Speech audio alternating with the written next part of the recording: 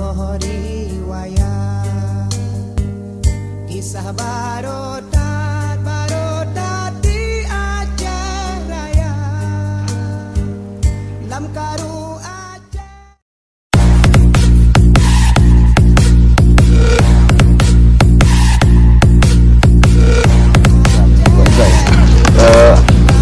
Asal dari mana?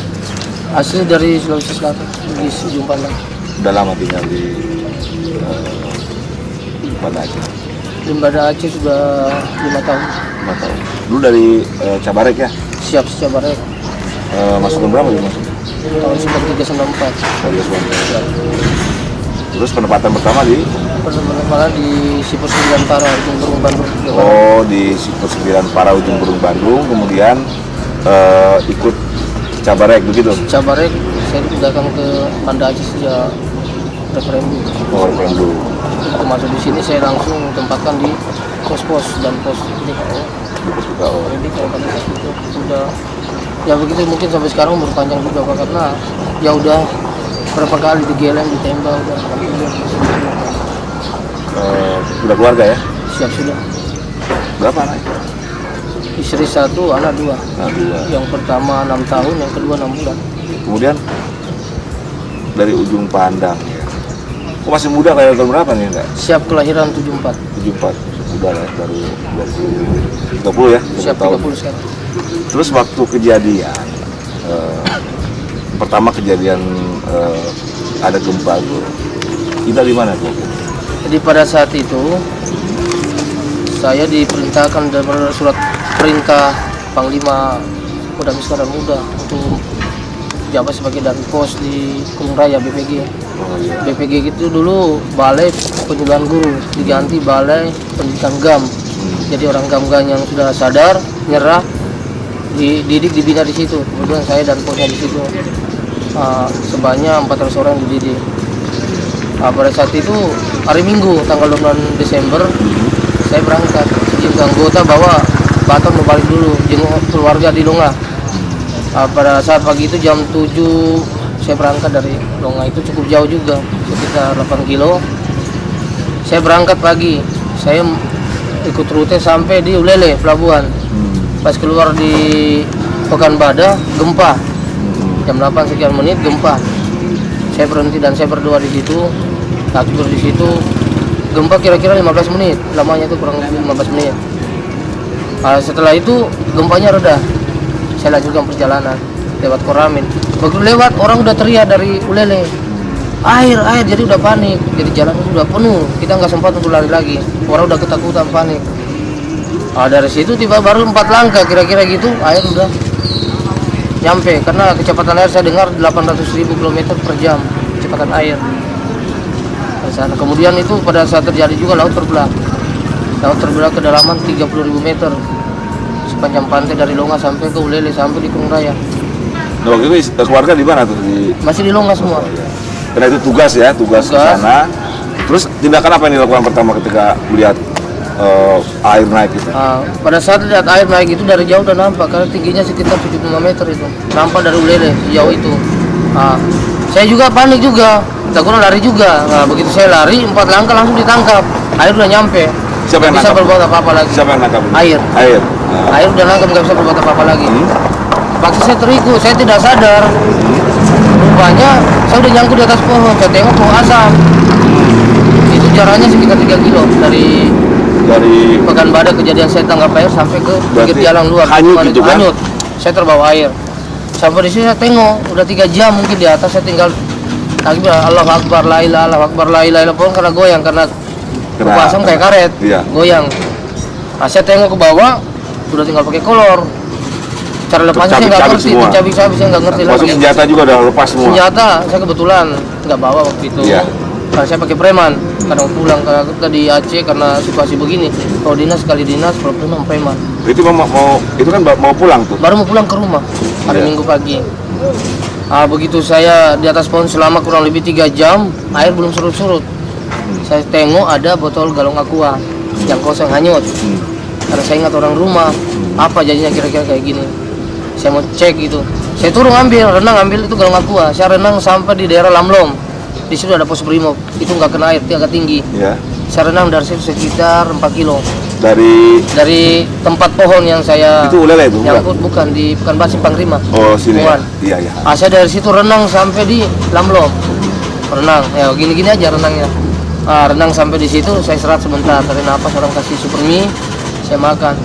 Tapi saya nggak tahan, tetap ingat keluarga di rumah gimana kira-kira. Saya harus sampai hari ini. Air juga belum turun.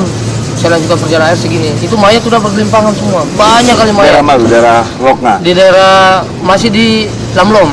Lamlom. Saya jalan lagi. Maksa lagi jalan. Bagaimana hari ini harus nyampe di rumah. Saya loncat-loncat aja, sambil loncat-loncat jalan. Sambil kayu saya singkirkan, mayat-mayat dibuang kiri kanan. Sampai di Kedebing nggak kena, itu bersih. Yeah. Kedebing itu rata, nggak kena air tsunami. Saya lari sampai di Longa. Saya nggak tahan lagi, udah nangis sambil nangis. Lari itu? Lari. Berarti udah surut air sana tuh? Belum. Kalau di sana masih ada, tapi di sungai. Tapi masih bisa. Di sungai. Masih bisa lari. Saya lari sampai di sana, saya lihat lagi di jembatan Kung Raba Longa, Longa. Itu saya lihat udah nggak tahan. Kumpi B112 itu udah rata. Kemudian lembaga udah rata, sekolah-sekolah udah rata, tidak ada nampak satupun. Yang sebelumnya beribu-ribu pohon, beribu-ribu orang udah habis semua. Begitu sampai di jembatan Kung Raba, saya lihat putus karena jembatan udah terbang. Masya Allah, saya bilang apa jadinya. Saya sekarang menyeberang, bagaimana caranya masuk ke lokasi. Padahal bersebelahan tuh langsung lokasi, Densipur kan? Densipur. Nah, tempat keluarga kan? Tempat keluarga. Jadi saya lihat air deras sekali, arus ke bawah. Dari laut naik, jadi palung air mutar. Bagaimana caranya saya bisa seberang? Saya berpikir, kalau saya dari bawah pasti masuk putar mati juga. Saya naik ke atas agak jauh, langsung renang. Bismillahirrahmanirrahim, saya renang ke sebelah. Sampai sebelah saya dapat mayat pertama perempuan tengah jalan, saya tutup. Kemudian saya lanjutkan lagi, saya langsung salam, assalamualaikum, saya datang, saya hormat, karena masih ada nambah penjagaan. Setelah itu saya kayaknya perasaan saya kayak mata saya baru dibuka dari ikatan tutupan itu selama mungkin 5 jam lah, kabur. Mana penjagaan, mana rumah, mana ini saya cari udah nggak ngerti, sambil nangis nggak tahan, kayak orang gila, mungkin stres lah katakan begitu Pak. Saya panggil istri, anak saya, komandan saya, rekan-rekan saya di mana semua. Tapi saya jalan lagi ke koperasi, saya tidak dapat koperasi, dapat minuman Fanta. Saya minum. Saya jalan lagi rumah, saya udah nggak lihat lagi. Begitu saya mau ini gempa lagi terjadi, masih gempa lagi Pak, masih susulan gempa. Sekitar 5, sekian skala. Air mulai naik, saya takut juga. Tapi karena saya pas keluar di situ, saya lihat senjata beramburan. Saya masih pikir, ini kita punya sendiri dan ini negara. Saya masih pikir istilahnya kepada negara Republik Indonesia, saya ambil, saya kumpulkan bagaimana terjadi. Dapat berapa pucuk senjata itu? Dapat 38. 38 pucuk? 38 pucuk saya kumpulkan semua. Senapan semua ya? S1 Pak? Bukan S1 Pak, M16. Ya, kita jadi, dengan SMB 4 pucuk, minimi 4 pucuk, SMB ada 2 pucuk. Saya kumpulkan jadi satu di situ karena memang wilayah kita wilayah GAM, daerah hitam. Mulai dari ujung Pancu di depan, kemudian di Dagaumbang belakang Sarang Walet sampai di Lepung, Lung, itu ke sana itu daerah hitam semua. Setelah saya pikir, saya mau ke seberang nyebrang bawa satu pucuk pun nggak bisa renang karena harus kencang. Saya tinggalkan, berarti saya samar, bersama. Saya nyebrang. Lalu sampai di seberang, saya mau pakai celana pendek. Saya tengok lagi dapat senjata 2 pucuk, punya brimob yang meninggal, yang hilang kena tsunami. Saya ambil 2 pucuk, S1. Itu karena saya pikir situ daerah GAM dan saya nggak bakalan keluar, pasti diam aja sendiri, nggak ada orang sama sekali Pak di situ. Saya sendiri ya? Saya bersihkan nggak bunyi, udah penting untuk bikin takut aja lah, menjaga diri. Saya duduk di situ selama 2 hari 2 malam. Tidak makan, nggak ada apa-apa. Di Densipur itu? Bukan, sudah nyebrang sungai di Polsek, itu nggak ada Polsek di bawah. Karena Densipur udah nggak ada kehidupan, ada di situ. Bukan, karena saya menghindar dari sungai. Kalau saya masih seberang, airnya mau lari kemana Pak? Saya ke seberang. Dekat pohon saya duduk di bawah sambil ngaji aja di situ, tunggu. Itu nggak ada perasaan takut lagi. Nggak tahu trauma gimana. Nggak ada perasaan takut. Itu yang nggak ada pikir lagi itu. Jadi Anda kehilangan istri dengan 2 anak. 2 anak. Ada nggak keluarga atau famili yang tinggal sama Anda selama? Tidak ada. Tidak ada sendiri. Jadi yang paling besar berapa tahun? 6 tahun. Udah SD ya? Sudah SD belum? Masih TK. Perempuan. Yang nomor 2? Yang nomor 2 perempuan lagi, 6 bulan lahirnya di rumah. 6 bulan. Longa. Istri orang Aceh? Istri orang Bandung. Orang Sunda ya? Jadi waktu itu langsung di situ nunggu sampai 2 malam. Nah, siapa yang pertama kali datang ke tempat Anda itu? Yang nemuin Anda waktu itu? Jadi pada saat itu tidak ada yang datang. Ya. Jadi saya kebetulan pada hari kedua itu saya paksakan keluar. Kebetulan ketemu dari Batalion 112 Dharma Jaya. Mereka penyisiran dari Matai, tembus di Kedebing. Karena mereka tujuannya mau cari keluarga mereka, senjata mereka yang hilang karena habis juga. Saya ketemu dan saya beritahu bahwa saya ada selamatkan senjata yang pucuk di daerah sini. Ajar mereka ke sana cari. Saya langsung balik sampai ke sini ke Ketapang. Saya dikasih obat, udah minum. Saya balik lagi besoknya saya balik lagi ke BPG, cek anggota saya. Rupanya hasilnya anggota saya satu hilang. Yang Di BPG. Senjata selamat semua, kehilangan satu personil. yang di tempat tugas Anda kan berarti? Ya. Tapi hilangnya bukan hilang di sana, pulang ke Longa. Duluan dia pulang kemarin hari Sabtu, karena Natalan hari kedua hilang. Jadi waktu di sana Anda sama sekali nggak ada yang hidup kan di situ? Ada nggak ketemu dengan jenazah almarhumah istri? Nggak ada. Jadi istri sama sekali nggak, saya sampai 1 bulan. Saya usahakan cari sampai di belakang, sampai Naga Ombang 8 kilo dari asrama, keliling ke kampung-kampung, banyak nggak ada sama sekali.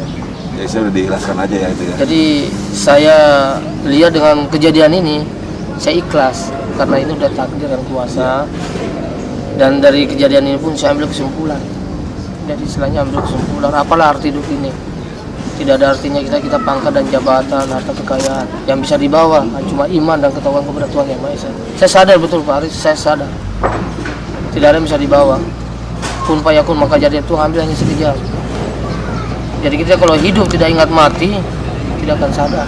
Dan kalau ingat mati, pasti sadar, bertobat. Jadi Anda begitu sampai sana tuh air sudah surut ya di sana sebetulnya. Nggak menemukan banyak jenazah kan waktu itu kan? Banyak. Waktu itu jenazah saya cek itu di dalam lokasi sipur, kemudian di depan itu seberang jalan itu perumahan Osin PT Sai. Iya. Itu bersih, mayat cuma 1-2 besar itu. Semuanya tercampur di belakang. Di Naga Ombang. Di bukit belakang, itu. Kuari 2, Kuari 1, mayat Di bukit itu tercampur bukan semua. di bukit. Bukan di bukit, ada sawah di situ. Oh, di situ. Itu tercampur semua di sana. Tapi ada cari juga istri ke sana. Sempat cari juga ke sana. Saya sempat cari, cuma nggak ketemu. Jangankan istri, kalau kita lihat itu beton-beton yang paling besar. Pintu kami yang pintu 3 itu yang beton udah besi itu tercampur Naga Ombang 7 kilo Pak. Dapat mendetektor 1 di sana. Mendetektor pencari ranjau itu belum diambil gam. Itu kita dapat. Terus waktu itu Anda terus lapor waktu ke sini, lapor ke siapa? Ke Sidang? Enggak, kalau waktu kesini karena saya tahu ini markas kita, orang yang lain pada udah kumpul, yang dari Tiro udah kumpul semua. Jadi mereka kaget loh, selamat juga, udah salam-salaman di situ dulu, tolong saya. Ini markas markas namanya apa? Ini namanya Tonhar, Peloton Pemeliharaan Peralatan Sipur. Kalau markasnya di Longa, Ya, ini di sini berdiri sendiri. Sebenarnya kebetulan tidak kena air dan rencana waktu itu pembuatan markas di Janto 96 waktu perintah Dirsi waktu kemarin berkunjung ke Longa.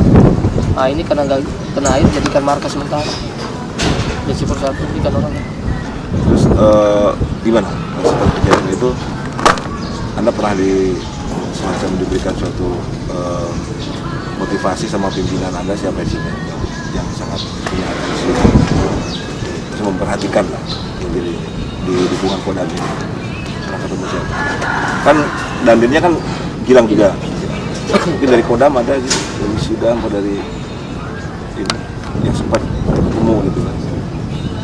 Oh, sampai saat ini waktu itu memang kemari termasuk Panglima langsung berkunjung ke Matai. Dan beliau termasuk ikut berduka juga, menangis lihat karena kebetulan istri beliau juga kena, yang nolong juga anggota kita kebetulan yang jaga di Pangdam Kasdam Pak Yahya itu ditolong sama anggota saya. Jadi beliau termasuk kami juga. Nah, Anda kan sudah ikhlas ya dengan kejadian ini, bahwa semua itu datang dari Tuhan kan. Orang lahir, nikah, mati kan bukan urusannya. Sudah ajaran Islam itu demikian ya. Artinya sudah siap. Terus ada nggak sekarang ini pengaruh dengan masih kerja? Ada rasakan agak sedikit kurang bersemangat atau malah kita ingin berbuat yang lebih baik lagi gitu? Itu kalau untuk pribadi saya, kalau saya rasa memang ada dikit. Cuma sekarang tergantung dengan pribadi yang bersangkutan. Jadi kalau prinsip saya, itu tadi saya katakan bahwa yang pertama udah takdir. Percuma kita sesali, kita tangisi. Nasi sudah jadi bubur yang akan kembali. Kalau saya tenang, di atas tenang, saya juga dinasnya enak. Nah itu perlu waktu berapa lama tuh?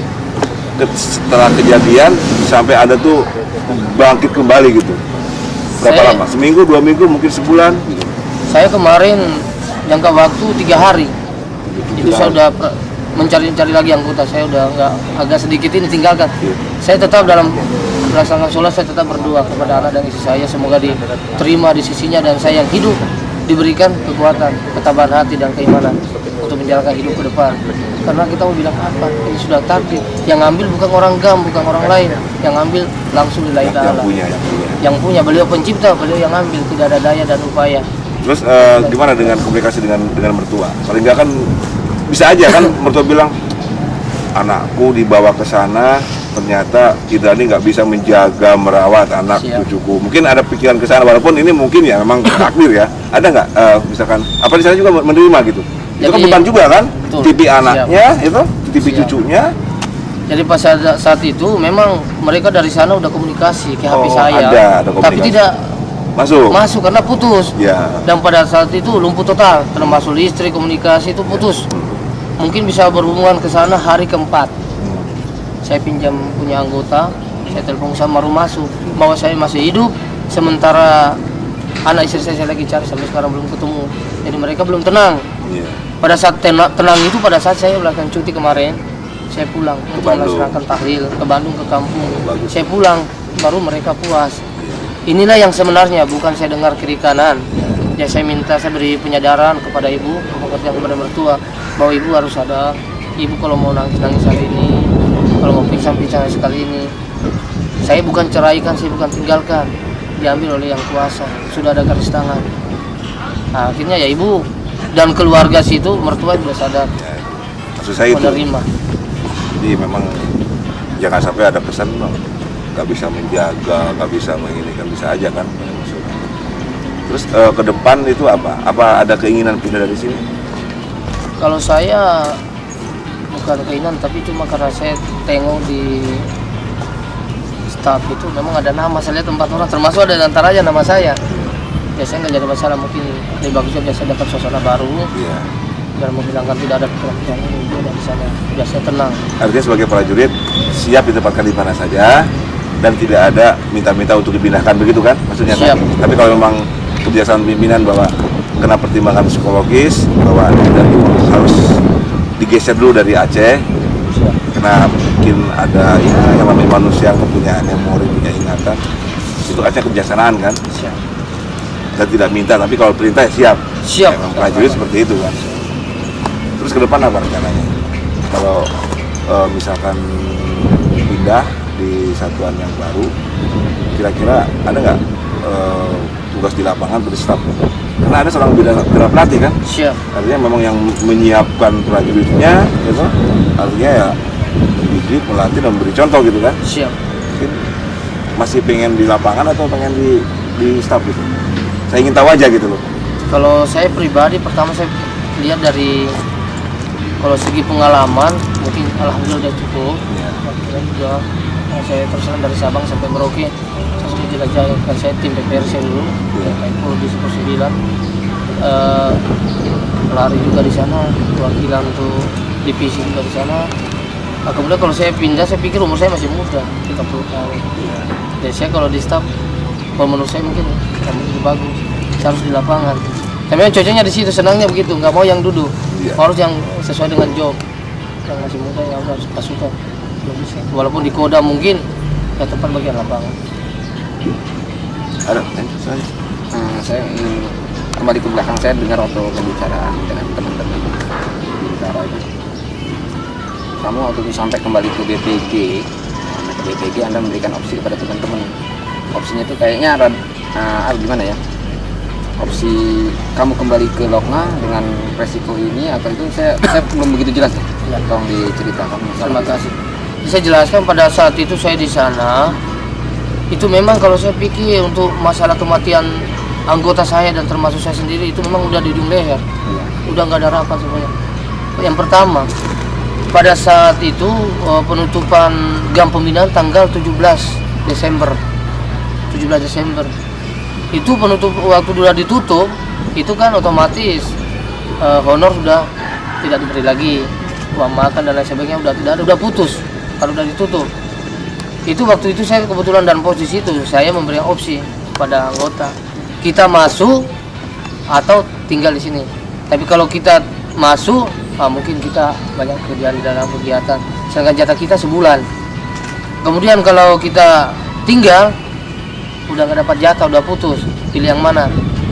Nah, kebetulan dari anggota udah memerintahkan bahwa udah Baton kita di sini aja, walaupun kita makan kita sendiri, mungkin ada rezeki lah, kita bagi-bagi di sini. Ya, karena itu saya terima karena suara terbanyak. Memang betul karena kita jatahnya sebulan. Seandainya kalau saya sebagai dampos pada saat itu mungkin perintahkan masuk ke Loknga, Masya Allah mungkin udah hilang semua termasuk saya. Berapa orang di BPG? 15 orang. Itu mungkin hilang semua juga. Kalau memang udah waktunya hilang semua. Karena kejadiannya tanggal 26 Desember, penutupan tanggal 17, pasti ketemu. Pasti di sana ya, ada di Masih lapangan. Di Loknga BPG, berarti. di BPG, Kurung Raya. Kurung Raya di Kurung Raya. Malah Hayati. Iya. Kalau pribadi saya sendiri, saya kalau tinggal di situ juga mungkin mati. Saya pulang, biasanya karena saya udah teritorial, banyak kenal di sepanjang jalan, mungkin singgah assalamualaikum bang, singgah minum kopi, mungkin saya minum kopi, berhenti mati juga. Saya biasanya pakai labi-labi, kalau di kota Jakarta mungkin dibilang angkot. Angkot ya. Mau tak mau pasti transit di terminal Kedah, hilang juga. Saya pulang hari Sabtu ketemu istri yang biasanya begitu, mati juga. Cuma mungkin Tuhan sudah atur garis tangan sehingga saya jangan lakukan semua ini. Dan saya pakai kereta, baru kali ini pakai kereta pulang karena kereta tidak boleh bawa ke pos karena banyak kejadian ditembak.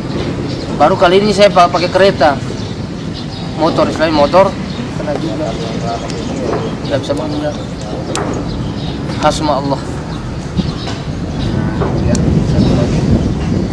Anda kan selama di Loknga itu kan Anda tadi menemukan senjata. Anda di sana. Bagaimana cara penyamaran? Pada saat itu karena saya kemampuan terbatas dan saya berpikir bahwa kita punya alat-alat juga di situ. Mau tak mau mungkin radius 1 kilo pasti ada ketemu. Jadi pada saat itu saya cari, saya dapat ada skop lihat militer kita yang tentara yang pendek itu ada skopnya, sekalung ada cangkurnya bisa di otomatis. Nah itu saya pakai. Kali kemudian saya masukkan ke pinggir jalan, masukkan bahwa saya tutup. Saya ingat ya namanya kita tentara ada diajarkan tirai-tirai sangkurti, penyamaran di mana 100%. Nah itulah saya samar gitu, kemudian saya tinggalkan, bahwa saya laporkan berada di sekian, saya gambarkan di sini. Alhamdulillah ketemukan juga. Nah, Betul.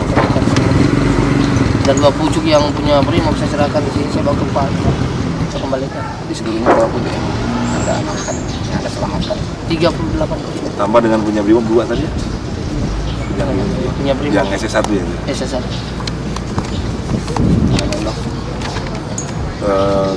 Itu kan tadi kan di sana tuh betul-betul ketika Anda ke sana itu udah nggak ada kehidupan. Tidak ada kehidupan sama sekali. Berarti ada yang pertama masuk sana setelah itu. Pada saat kejadian pertama itu kalau dari tentaranya saya, kemudian orang yang daerah Lepung yang mengungsi ke atas itu mereka juga ada turun. Tapi hari pertama itu memang nggak ada sama sekali, semua dibunuh karena takut susulan kedua. Karena udah ada rencana tanggal sekian ada susulan, jadi mereka nggak berani turun. Cuman waktu Saya kalau pikir Pak, pada saat hari pertama seandainya ada evakuasi dari pasukan, maksudnya evakuasi melalui udara, memang darat belum bisa sama sekali, lumpuh total. Ya maksimal pakai helikopter, mungkin saya yakin tuh masih banyak yang ketemukan. Karena masih banyak yang bergelantungan di pohon, di kayu, di rumah-rumah yang hanyut itu kita minta tolong, tapi tidak dibantu. Kita pun berat dilaksanakan pada saat itu. Jadi besok pagi udah nggak dampak lagi gini-gini, udah mati semua. Jadi berenang berapa lama tuh dari mana? Dari Kurung Raya itu. bukan dari kolam renangnya, saya dari sini dari Simpang 5, Simpang 5. Ketapang, Pekanbadan, Ya. sampai 19 kilo. Waktu berenang gitu. Air masih tinggi gitu kan? Masih tinggi ya, belum turun. Masih tinggi. Begitu sampai ke Lokna, air sudah surut di sana. Air udah surut, Cuman harus lewat sungai lewat itu kan. sungai, itu yang jadi hambatan saya itu sungai. Dan waktu itu 2 hari 2 malam di sana gitu. Puasa itu. Siap, Hanya nungguin bantuan. bantuan aja. Seandainya kalau tidak ada mungkin saya nggak tahu apa yang saya makan. Ternyata yang datang waktu itu setelah 2 hari apa tuh? Pada saat itu ada bantuan dari udara, lempar dari helikopter itu melempar super mie itu. Jadi pas saya jalan ke sana itu saya memang dikasih sama orang-orang pengungsi itu ada super mie itu saya untuk mengisi pengganjal perut sedikit biar kuat sampai di Ketapang sini. Terus jalan jalan kaki ke sini, jalan kaki. Enggak ada anggota yang ke sana tuh. Pada saat itu kalau anggota sibuk belum ada. Anggota yang lain? Pada Satuan saat lain? semua masih kumpul di sini. Enggak ada dari satuan lain dari Ada, udah ada. Hari ketiga udah ada dari 112. Mereka tujuannya Oh, yang ketemu itu. Nah, itu tujuannya mereka mau mengamankan senjata mereka yang kena bencana juga, kemudian keluarga mereka. Kebetulan aja ketemu. Enggak. Ini yang sangat pribadi ya. Apa kesan terakhir sebelum terakhir ketemu dengan istri kapan hari apa? Ketemu dengan istri dengan anak. Saya minggu yang belakang. Berarti satu minggu sebelumnya. Satu minggu itu memang udah ada kesan istri. Ada tanda-tandanya gimana? Siap. Istri anak gimana? Itu kesan istri dengan anak itu memang ada. Kata istri itu ngomong, katanya karena saya dipanggil ayah, Iya. ya jangan sering-sering pulang. Rawan nanti kita bagam, apalagi sendiri lagi dari jauh, jangan pulang-pulang. Minggu besok nggak usah pulang lah. Oh ya siap, saya gitu siap, saya nggak pulang lah. Saya nggak pulang. Anak juga ngomong begitu. Ya hati-hati ya, jangan pulang-pulang terus, kata mama gitu, banyak gam. Ayah ingat ya beli es krim katanya. Kemudian ayam potong itu kan saya udah beli 5 ekor, saya beli di pos di luar. Saya bilang gampang, nah untuk apa? Katanya si Neng kan mau acara syukuran tamat ikro 6 seperti anak komandan. Oh. Potong ayam untuk ini. Iya gampang, nanti minggu besok ayah pulang bawa lah. Insya Allah begitu gampang. Ya itulah terakhir kali. Jadi ada kesan-kesan terakhir, istri mengingatkan jangan sering pulang, Nah, itu anak ada. juga demikian, terus anak juga minta disiapkan, dibelikan ayam tambah yang putih katanya. untuk Selamat Ikro. Ternyata nggak kesampaian ya? Tidak sampai. Ya, itu. Udah memang banyak rencana juga mau beli emas juga untuk lebaran. Saya kan tanggal 1 nanti pas masuk baru beli. Lebaran haji ya. Lebaran haji itu uang pun sudah diambil dari BRI Longa, simpan di rumah. Ya itu apa, nggak ada artinya semua, nggak ada. Habis semua. Hanya yang dipakai pun lepas kan pakaian Lepas itu kan? semua. Kolor Tinggal saja. Kolor. kolor, tidak ada sama sekali. Cara lepasnya juga, proses pelepasan pun nggak ngerti. Ya karena mungkin konsentrasinya waktu itu bagaimana kita supaya selamat hidup. Saya sempat kehantam ini batang kelapa, pokok kelapa. Pokok kelapa di kaki Ada saya. cedera? Pincang saya enggak ini. Ini masih mukanya ini. Seperti itu. Enggak jalan. Mau marah aja deh. Masih saya pincang juga, pakai tongkat jalan dari sana. Enggak ada mobil, belum ada yang bisa masuk. Enggak ada yang bisa masih. Wah, nggak bisa cerita apa juga. Jadi waktu itu memang apa di Lokma itu memang sudah mayat itu udah berlipangan di belakang arah belakang sana. Di belakang. Jadi sempat nyari juga, mungkin nyari anggota, nyari Anggota, cari keluarga komandan. Saya Nggak cari ada ya? sesuatu, nggak ada sama Yang sekali. ada nggak dikenal. Itu waktu itu memang dapat saya kasih informasikan ke sini ada 4 orang yang jaga. Itu masih pakai kopel, termasuk yang di tahanan satu, Sosana Angke. Kemudian Pak Kalasito, kemudian orang Bandung Prada Dede Kurnia, kemudian Raka Walik ketemu di belakang, terjepit batang kelapa, matinya di Kesdam di Eva. Dua terus sempat Sempat ini ya? ketemu semua. Terus apa yang mungkin ingin disampaikan Pesan. pada sama para jurid? Ya, mungkin bisa saja sekarang Anda mengenal, tapi besok mungkin teman-teman yang lain. Apa Pesan itu. kiat supaya kita siap, supaya kitanya apa pesan-pesannya?